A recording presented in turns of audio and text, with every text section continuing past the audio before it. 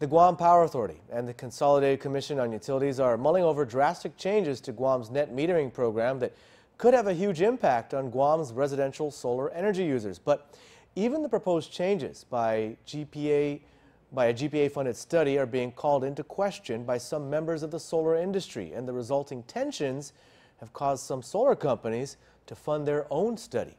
PNC's Tim Blosnick-Henry has more.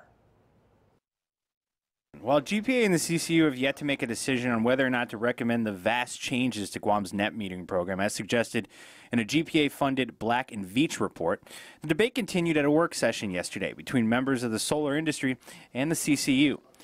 For Joe Rosario, Director of Business Development and Marketing for Micronesia Renewable Energy, the study by Black and Veatch is fundamentally flawed. In the Black and Veatch report, Mr. Bamba, the value of solar, the words, were brought up 3 times in a 26-page document.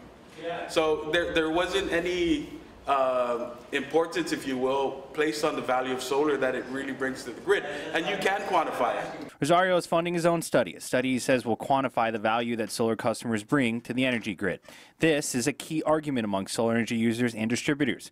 In their report, Black and Veatch stated that the utilities are worried about a, quote, death spiral related to the growth of solar energy and the decline of the utilities at the same time. Rising utility retail rates with low energy sales growth and more people investing in residential solar has utilities across the nation worried about their very existence. Rosario and other solar industry leaders are concerned that the Black and Veatch report recommends cutting the net metering program at a time when the solar industry on Guam is still growing. Yet Simon Sanchez, CCU commissioner, says there has to be a degree to which people subsidize a growing industry. The one issue that I've been wrestling with is I want to help renewables grow, but what is the fair level of subsidy? And that's what the argument about net metering kind of is, right? And some are going to time of use, some are going to fixed costs, and I don't know what the answer is, and I assume part of this back and forth is to generate this discussion. But as Rosario argues, right now on Guam, the solar industry is only at 1% economic penetration. This means the solar industry still has room to grow. Cutting net metering now could stifle the industry where it stands.